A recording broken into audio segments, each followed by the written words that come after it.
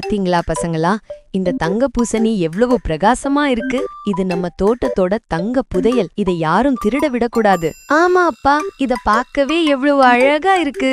அதை பார்த்து கொண்டிருந்த குண்டு ஓநாய் சொன்னது, ஏ சுட்டி, அத பாரேன், அந்த ஆமை தோட்டத்துல ஒரு தங்க நிற பூசணி. அத அடிச்சு சாப்பிட்டா நம்ம வாழ்க்கை செட்டில் ஆயிடும். ஆமாம் குண்டு அண்ணா, ஆனா அந்த ஆமை அரிமா ரொம்ப புத்திசாலி. நேரடியா போனா மாட்டிக்கிடுவோம்.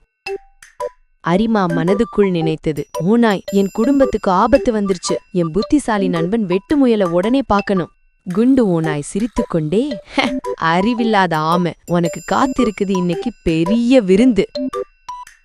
அரிமா வெட்டுமுயலிடம் சொன்னது, நீந்தான் என் கடைசி நம்பிக்கை. நீ ஓநாய அந்த பழைய காஞ்ச கிணத்து மேல கூட்டிட்டு வரணும். நான் அதுக்குள்ள கிணற்ற இலைகள் குச்சிகள் போட்டு மறைச்சு வைக்கிறேன். வெட்டுமுயல் அரிமாவிடம் சொன்னது, உன் அறிவை எனக்கு அஞ்சலி. இது நம்ம 2 பேரோட கூட்டு முயற்சி. வேட்டை ஆரம்பம். வெட்டுமுயல் சவால் விட்டது, ஹே சுட்டி, உனக்கு தைரியம் இருந்தா இந்த தங்க பூசணிய பரிசா வச்சு ஒரு ஓட்டம் போலாமா?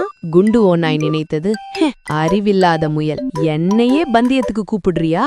ஓடத் தொடங்கின குண்டு ஓநாய் கீழே இருந்து அலறல், ஐயோ, இது என்ன பள்ளம்? அரிமா, ஆமையே, நீ எங்களை ஏமாத்திட்ட என்று அழுதது. சுட்டி நரி, ஐயோ, இது ரொம்ப ஆழமா இருக்கே, இனிமே எங்களை எப்படி காப்பாத்திக்கிறது? அதற்கு அரிமா வெட்டிடம் சொன்னது, உன் வேகமும் என் அறிவும் சேர்ந்து நம்ம குடும்பத்தை காப்பாத்திடுச்சு. அதற்கு வெட்டு சொன்னது, சரியாக சொன்னாய் அரிமா, வேகத்தை விட அறிவுதான் பெரிய சக்தி. மணி, அப்பா, நீங்க தான் உலகிலேயே ரொம்ப புத்திசாலி.